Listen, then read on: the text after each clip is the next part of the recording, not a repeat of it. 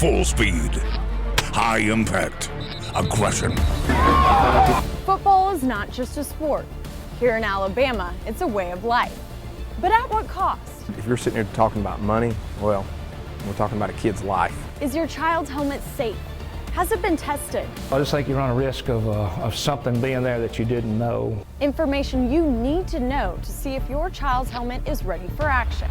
Wednesday and Thursday at 9 and 10. What are the requirements? We don't have any. So just high school? Not even high school. So there's zero rules? You have to wear a helmet. I'm not sure if I heard you correctly, so just clarify.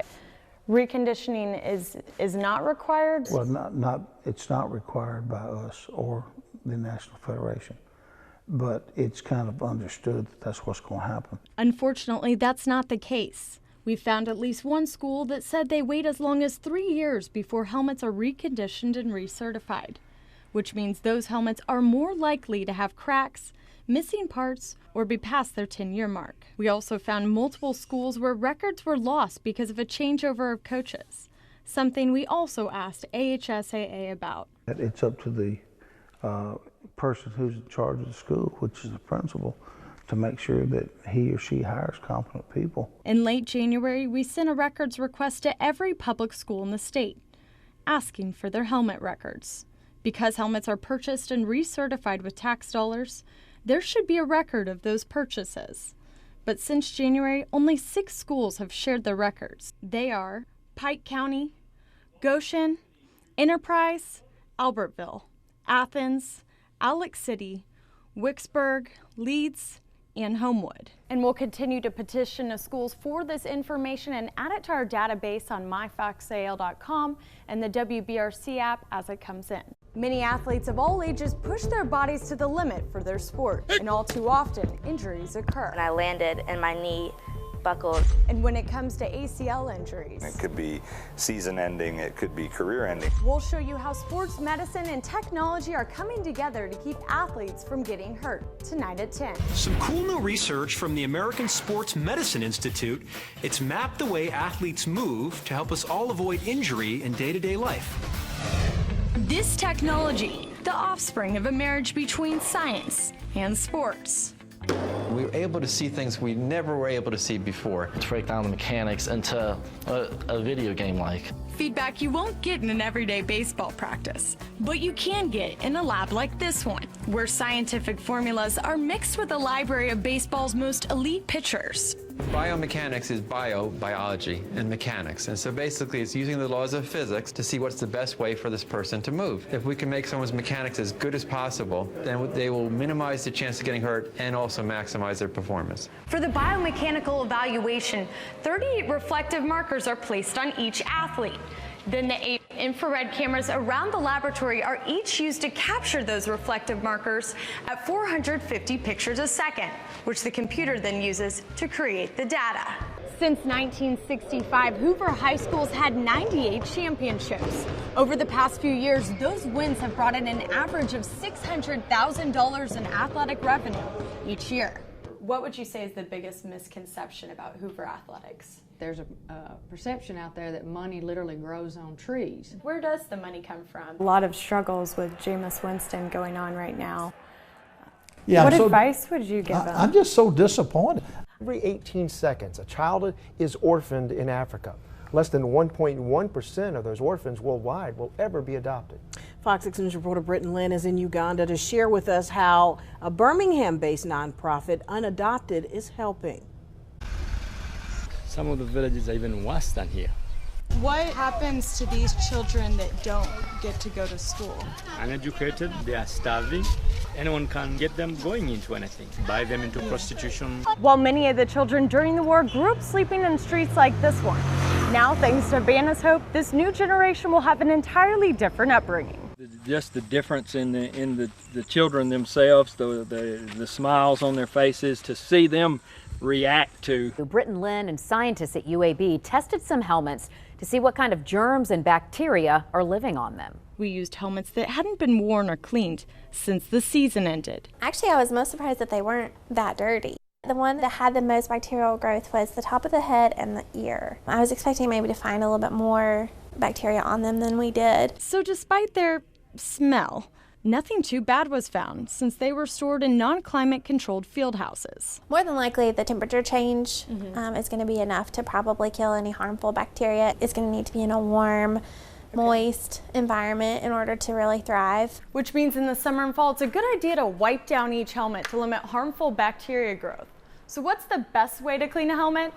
We put a couple of household cleaners to the test. If you look at this plate, if you compare it to the pine sol plate, so there's no growth on this plate at all. That's so amazing. It killed all of it. Yeah, so it was very, very effective at killing the bacteria on the plate. And the best way to clean a helmet is by wiping it down with pine sol, letting it sit for 10 minutes, and then rinsing. Later tonight, we'll be continuing our On Your Side helmet investigation with a step-by-step guide of ways you can prevent your child from getting a traumatic brain injury in football.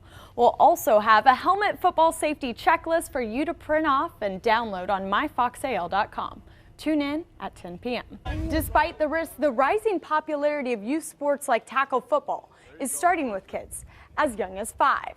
How early is too early to start doing full-on tackling for those younger kids? You know, there are a lot of good football players that didn't start playing football until they were much older than what you're talking about. Listen to this. More and more parents are signing their kids up for specialized sports training. Our question, is this really a healthy or safe thing to do? We look at the pros and cons. Kids are doing additional training for school sports and fitness at a much younger age. Weight training for kids has really evolved over the last 10 or 15 years. This is one of the sports facilities where athletes can come and train at as early as 7. You also had another incredible experience going to Pasadena, winning a national championship. Maybe the word bounty wasn't on it, but there were rewards for big hits and knockout shots. So it happens everywhere. This is a big issue. It's really hurting players. What is your solution to the problem? How do you stop this? Well, what was your first reaction? You go to her bed and she's not responsive. I just panicked. 13-year-old Jessica Beckenstein is one of the many athletes Dr. Ackerson has treated for concussions. After a cheerleading accident, it took Jessica 7 months till she was cleared from her concussion, and a year till she was back cheering. There's a lot of concussions in the NFL because of the size and the speed of the athletes. But does the same go for Pee Wee kids running into each other? Absolutely it does. That's a little bit of a myth. Just imagine waking up one day and having your family tell you they don't want to associate with you, that you're a curse, bad luck, good for nothing. What if that was the only life you'd ever known, simply because you're born with a disability? Many children across the world face that harsh reality daily. Trapped between Kenya, South Sudan, and Tanzania lies the Pearl of Africa, a country cultivated by adversity, yet radiating beauty. What you see here is what normally life looks like.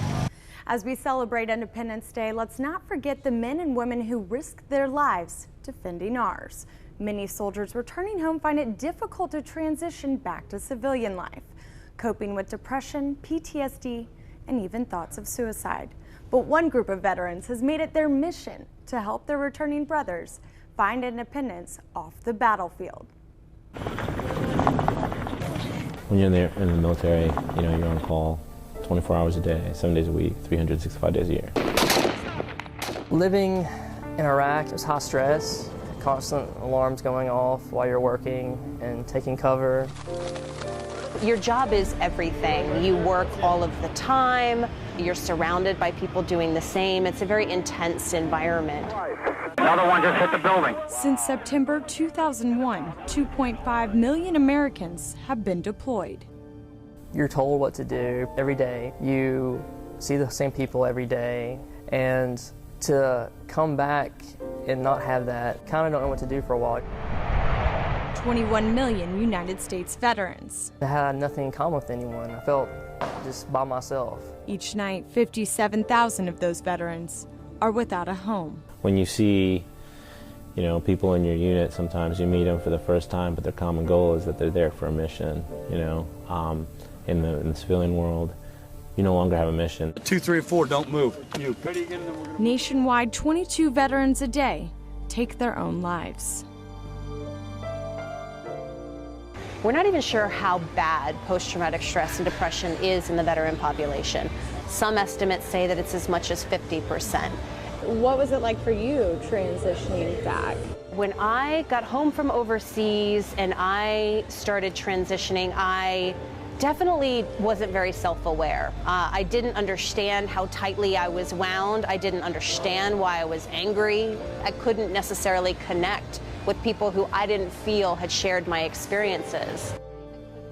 Like Kate, most veterans combat those same challenges when they return home. But now a group started by veterans, a group for veterans, is determined to rewrite those statistics. Meet Team Red, White, and Blue.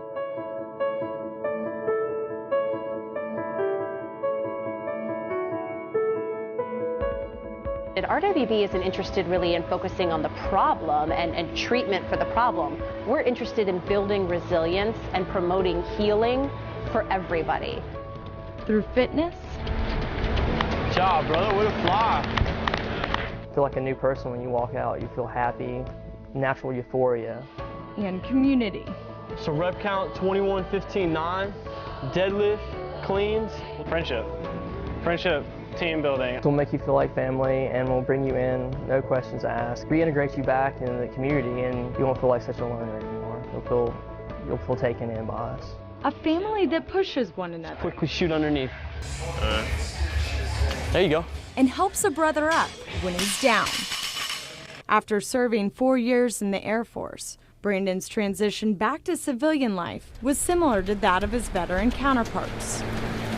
When I got out, I stopped working out, gained about 35 pounds. I was depressed because I felt like I lost all my friends when I got out and didn't feel like I had a job or a sense of duty.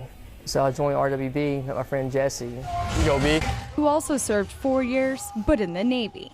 Just firsthand feeling the effects of coming back from whether it's combat situations or non-combat. Really didn't have the camaraderie, the people there to push each other, to sweat together. He really got me back into working out, healthy lifestyle again. Good job, brother. Really got my life back on track, and a year later I feel like a different person. Brandon recovered, but there's still over 400,000 veterans living with depression and PTSD in America. Right now, Team Red, White, and Blue's biggest need is community involvement from both veterans and civilians alike. Building that large, visible community is what's going to reach the people that really need it. And we're passionate about doing that.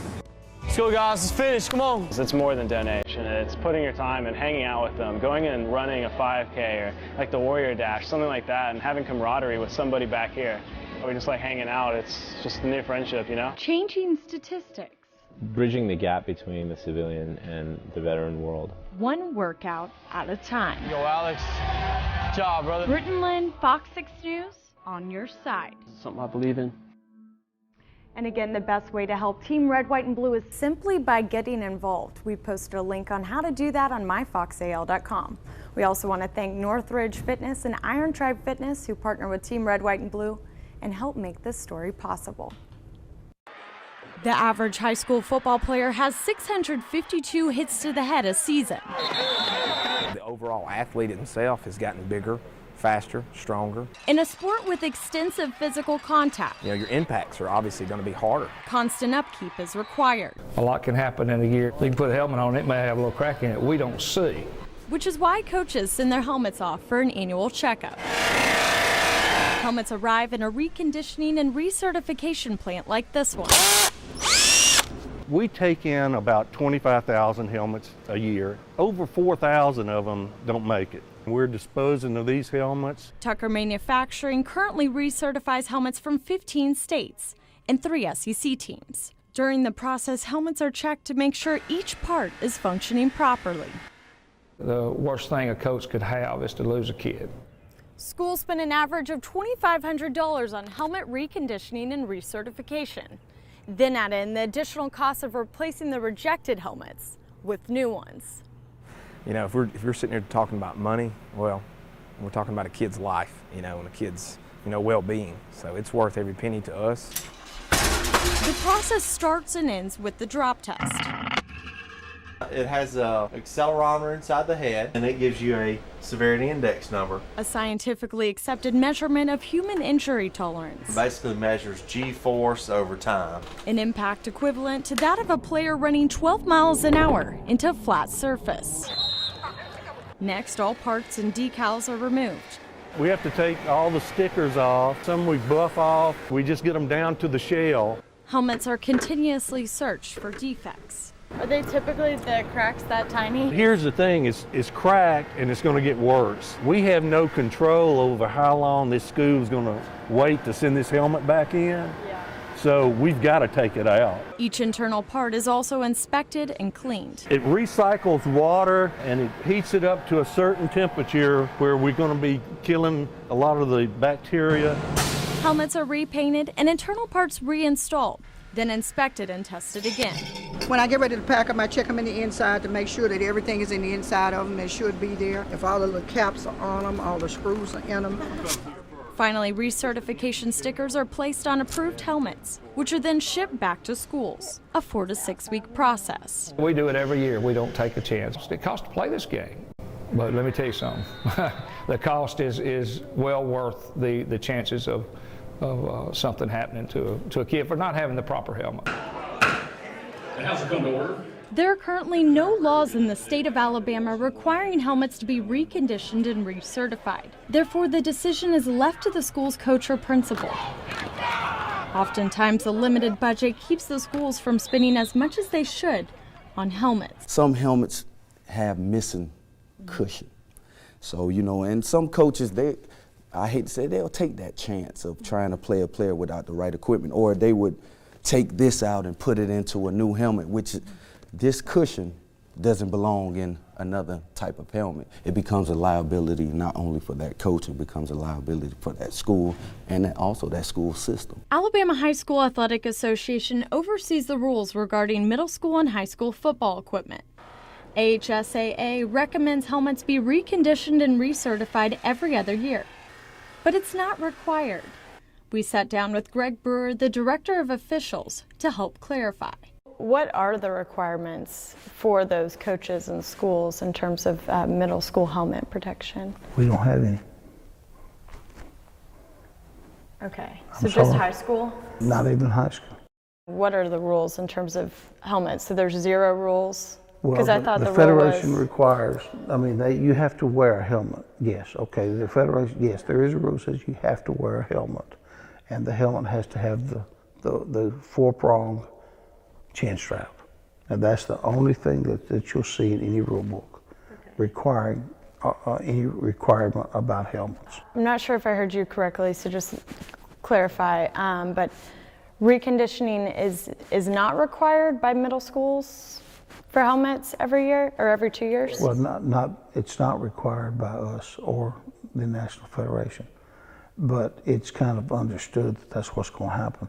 They do it every year, whether it's required or not, because that's common sense, Unfortunately, that's not the case. We found at least one school that said they wait as long as 3 years before helmets are reconditioned and recertified, which means those helmets are more likely to have cracks, missing parts, or be past their 10-year mark. We also found multiple schools where records were lost because of a changeover of coaches, something we also asked AHSAA about. It's up to the person who's in charge of the school, which is the principal, to make sure that he or she hires competent people. In late January, we sent a records request to every public school in the state, asking for their helmet records. Because helmets are purchased and recertified with tax dollars, there should be a record of those purchases. But since January, only 6 schools have shared their records. They are Pike County, Goshen, Enterprise, Albertville, Athens, Alex City, Wicksburg, Leeds, and Homewood. And we'll continue to petition the schools for this information and add it to our database on myfoxal.com and the WBRC app as it comes in.